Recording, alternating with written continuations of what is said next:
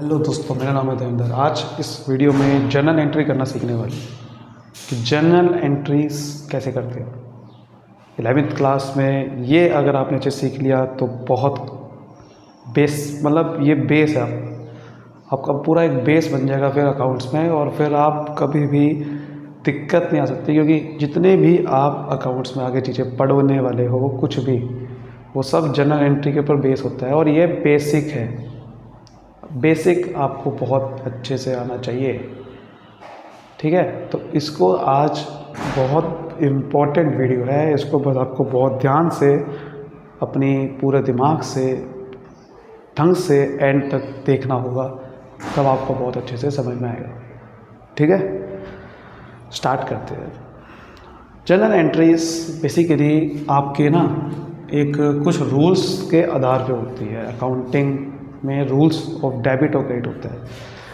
देखिए, हमारे अकाउंट्स में एक प्रिंसिपल है, उसका नाम है separate business entity principle. Separate business entity principle ये कहता है कि ओनर जिसने बिजनेस स्टार्ट किया और हमारा बिजनेस को हम अलग अलग मान लेंगे। हम सेपरेट मान लेंगे कि बिज़नेस अलग है, ओनर अलग है। एक्चुअल में अलग नहीं है वो, लेकिन फिर भी हम अलग मान लेंगे। और जितनी भी अकाउंटिंग है वो हम किसके पॉइंट ऑफ व्यू से करेंगे? बिजनेस के पॉइंट ऑफ व्यू से करेंगे। तो इसका मतलब अगर बिजनेस के हिसाब से आपको देखना है कि बिजनेस में क्या आ रहा है, क्या जा रहा है, बिजनेस को क्या फ़ायदा हो रहा है, क्या नुकसान हो रहा है, बिजनेस में क्या हमारी एसेट्स है, क्या लायबिलिटीज़ बन रही है, क्या कैपिटल बन रही है, ये सब चीज़ देखनी पड़ेगी। जब हम पहली बार बिजनेस में पैसा लगाते हैं, ओनर लगाता है जब, उसे कैपिटल बोलते हैं। ओनर पहली बार बिजनेस में कैपिटल डालता है। बट क्योंकि अगर हम अकाउंटिंग बिजनेस के हिसाब से कर रहे हैं, तो अगर आप बिजनेस के हिसाब से सोचोगे तो बिजनेस में किसी दूसरे बंदे ने कैपिटल डाली, बिज़नेस को वो कैपिटल फ्यूचर में लुटानी पड़ेगी, क्योंकि वो पैसा किसका है? उसका नहीं है, बिज़नेस का। अगर बिज़नेस वैसे कोई आदमी नहीं है, बट हम क्योंकि बिज़नेस के हिसाब से कर रहे हैं, बट आपको बिज़नेस का सोचना पड़ेगा कि अगर मैं एक बिज़नेस हूँ, मेरे पे किसी ने पैसा लगाया, अंदर मेरे अंदर डाला है, तो मुझे पैसा किसी को देना, उसी को वापसी देना पड़ेगा जब बिज़नेस बंद हो जाएगा। ये पैसा परमानेंट नहीं है इसके पास, तो ये कैपिटल इसी को बाद में लौटानी पड़ेगी। इसीलिए सबसे पहले जब बिज़नेस में कोई कैपिटल डालता है तो वो बिज़नेस के लिए एक लायबिलिटी होती है। लायबिलिटी मतलब होता है जो आपको पैसा पे करना है फ्यूचर में, और एसेट मतलब जहाँ से फ्यूचर में पैसा मिलेगा। जो पे करना है वो लायबिलिटी, जो मिलेगा वो एसेट। जहाँ से कोई फ़ायदा मिलेगा या पैसा मिलेगा वो एसेट है।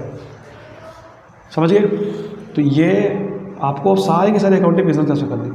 अब ये देखिए, अकाउंटिंग में क्या होता है, ट्रांजेक्शन्स होती है। ट्रांजेक्शन का मतलब ये होता है लेन देन। लेन देन मतलब कि कोई भी अगर बिजनेस में लेन देन हो रही है, इसका मतलब यही है कुछ आ रहा है तो कुछ जा रहा है। लेन देन आ रहा है, जा रहा है, आ रहा है, जा रहा है, इसी को ट्रांजेक्शन बोलते हैं। एक साइड से कुछ बिजनेस में फ़ायदा होगा तो दूसरी साइड से कुछ नुकसान भी होगा। कुछ आएगा बिजनेस में तो दूसरी तरफ से कुछ जाएगा भी, इसी को लेन देन बोलते हैं। लेन देन का, क्योंकि ऐसा नहीं है कि फॉर एग्जांपल आपने कोई बिज़नेस में एसेट खरीदा, कोई फर्नीचर खरीदा, तो फर्नीचर खरीदा तो क्या सिर्फ मेरे को फर्नीचर आया, उसके बदले में कुछ गया नहीं मेरे हाथ से, पैसा भी तो गया। तो ट्रांजेक्शन ये से बोलते हैं। इसी ट्रांजेक्शन को रिकॉर्ड करेंगे एक जर्नल एंट्रीज के थ्रू। ये जितने भी बिज़नेस में ट्रांजेक्शन्स होती है उसको हम रिकॉर्ड करते हैं अकाउंट्स में जर्नल एंट्रीज के थ्रू। तो इसमें लेन देन होती है। एक होता है लेन, यानी कि कुछ ना कुछ ट्रांजेक्शन में आएगा, और एक होता है देन, कुछ जाएगा। अकाउंट्स में लेन को बोलते हैं डेबिट। जब भी कोई बिजनेस में फ़ायदा होगा या कुछ आ रहा होगा तो वो डेबिट करेंगे, डेबिट उसकी अकाउंटिंग की लैंग्वेज। और जब भी बिजनेस में कुछ जा रहा होगा तो उसे क्रेडिट करेंगे, ठीक है।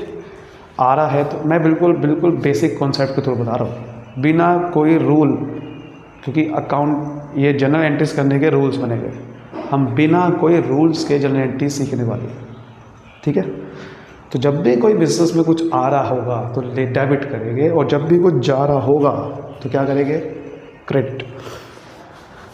फॉर एग्जांपल एक एग्जांपल तो समझते हैं, जैसे कि हमने फर्नीचर परचेज किया 1 लाख का। हमने फर्नीचर परचेज किया कितने का, 1 लाख का। तो मुझे एक चीज़ बताओ, फर्नीचर जब परचेज किया तो क्या आया मेरे पास बिजनेस में, क्या आया, डेबिट। मतलब क्या आया सर, फर्नीचर आया, फर्नीचर खरीदा तो फर्नीचर आया, तो फर्नीचर आया इसका मतलब। ठीक है सर, फर्नीचर आया, वो भी कितने का आया, क्योंकि अमाउंट भी तो होनी चाहिए ना। जब भी कुछ रिकॉर्ड करोगे तो किसी अमाउंट पे करोगे, कोई भी ट्रांजेक्शन ऐसे रिकॉर्ड नहीं करनी आपने जो मनी के टर्म में नहीं है। तो 1 लाख रुपए का फर्नीचर आया, लेकिन किसी भी ट्रांजेक्शन में कुछ आएगा तो कुछ जाएगा भी। तो गया क्या, जब हमने फर्नीचर ख़रीदा तो पैसा दे के ख़रीदा, बिना पैसे के नहीं खरीदा होगा। तो मेरा पैसा गया तो क्रेडिट, यानी कि गया क्या, कैश। तो मैं क्या बोलूँगा, कैश क्रेडिट हो गया 1 लाख रुपये।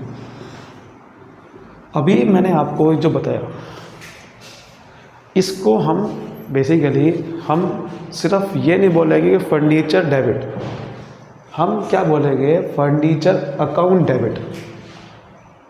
हम ये नहीं बोलेंगे कैश क्रेडिट, हम क्या बोलेंगे, कैश अकाउंट क्रेडिट। क्यों, ऐसा क्यों बोलेंगे, बेसिकली हम क्या करते हैं, कोई भी ट्रांजेक्शन होगी, जितने भी ट्रांजेक्शन में चीज़ें हम जो रिकॉर्ड करेंगे डेबिट क्रेडिट, उन सब के एक अकाउंट खुलेगा। अकाउंट समझते हो ना, एक खाता खुलेगा। इस तरीके से खाता होगा, टी शेप का होता है, इस तरीके से कि एक साइड पे हम डेबिट, एक साइड पे हम क्रेडिट लिखते हैं। जैसे मैं यहाँ पर क्या खोलूँगा, एक फर्नीचर का अकाउंट खोलूँगा, इस तरीके से फर्नीचर का अकाउंट खोलूँगा। एक साइड में लिखा जाएगा कि फर्नीचर अकाउंट में क्या डेबिट हो रहा है, यानी कि फर्नीचर अकाउंट में क्या आया, और फर्नीचर अकाउंट में जो कब होगा वो क्रेडिट साइड पे लिखूँगा। तो फर्नीचर का एक अकाउंट खुलेगा, वहाँ पर डेबिट करना है। डेबिट का मतलब यहाँ पर क्या है कि हमें फर्नीचर अकाउंट खोलना है, उसमें डेबिट करना है 1 लाख रुपये। खाली फर्नीचर डेबिट नहीं बोलूँगा, बिकॉज फर्नीचर अगर वो बिजनेस में बहुत सारे खरीद रहा हो और आगे बेचूंगा भी, तो मैं चाहता हूँ कि सारी ट्रांजेक्शन फर्नीचर से रिलेटेड एक जगह पे दिख जाए, एक जगह पे दिख जाए। उसके लिए मैं एक अकाउंट खोलूँगा। अकाउंट का मतलब ही क्या होता है कि एक क्लासिफिकेशन बना दिया आपने, जिसमें सिर्फ एक ही कैटेगरी की ट्रांजेक्शन दिखेगी सारी। तो फर्नीचर अकाउंट डेबिट बोलना है।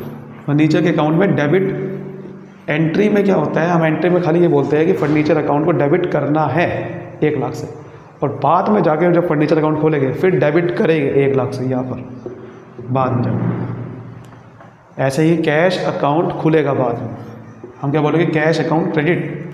मतलब क्या है कि कैश अकाउंट खुलेगा और वहाँ पर क्रेडिट करेंगे 1 लाख। तो जनरल एंट्री सिंपली एक समझने का तरीका होता है कि किस अकाउंट को डेबिट करना है, किस अकाउंट को क्रेडिट करना है।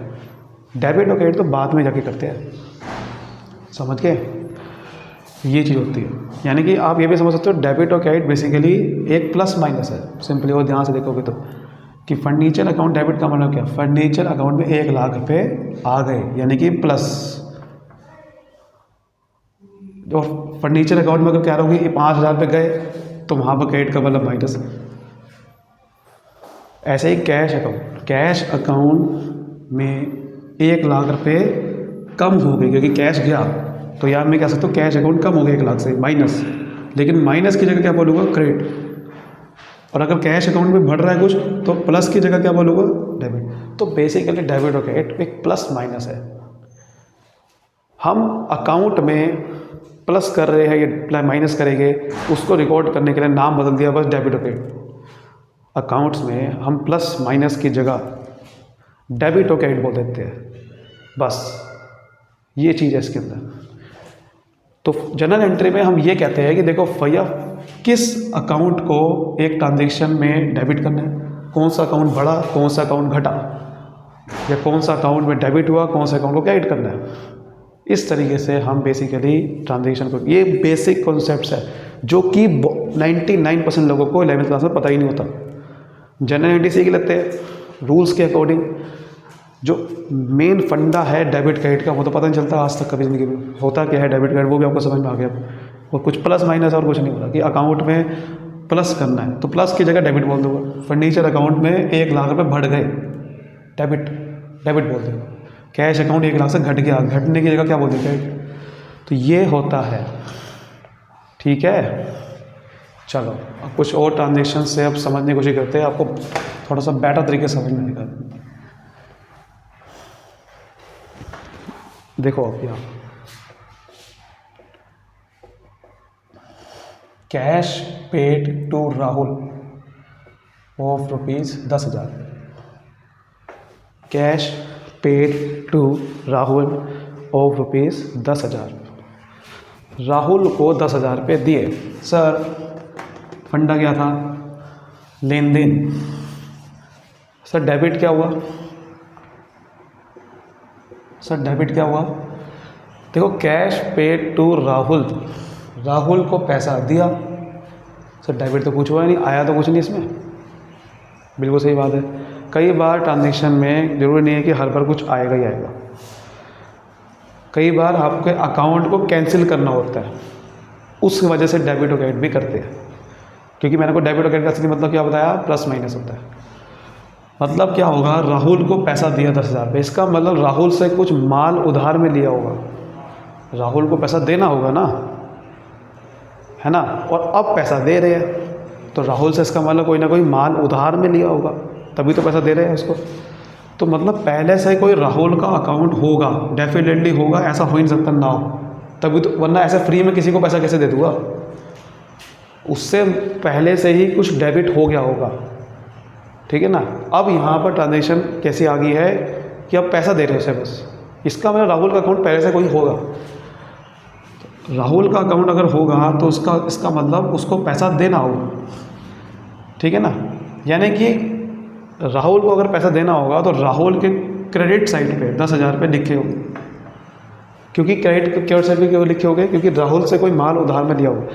देखो जब भी किसी को फ्यूचर में पैसा देना होता है तो वो देना होता है ना, तो देने को क्रेडिट बोलते हैं। क्रेडिट का मतलब ये नहीं कि जो आपने अभी दिया, क्रेडिट का मतलब ये भी है कि अगर आपने फ्यूचर में किसी को भी पैसा देना है तब भी आपने उसको क्रेडिट करना है उस अकाउंट को, ठीक है ना। डेबिट तो आपको समझ में आ गया कि लेना, इसमें भी ये चीज़ है कि हो सकता है कि आपको अभी कुछ मिल ना रहा लेकिन फ्यूचर में मिलेगा, तब भी आपने डेबिट करना है। ऐसे ही राहुल का अकाउंट जब खोला होगा उसको क्रेडिट किया होगा 10,000 से, क्योंकि उसको पैसा देना था, दे तो अब रहे ना, लेकिन जब पहले खोला होगा तो क्रेडिट किया होगा, अब दे रहे हैं तो अब उसका अकाउंट मुझे बंद करना है, क्योंकि अब उसको पैसा नहीं देना, अब उसको दे दिया। तो बंद करने के लिए क्या करूँगा, दूसरी साइड में भी 10,000 रुपये लिख दूँगा, तभी तो बंद होगा। अकाउंट बंद कैसे होता है, जब कोई अकाउंट में बैलेंस ना रह जाए। अकाउंट बंद कैसे होता है, जब दोनों साइड बराबर आ जाए।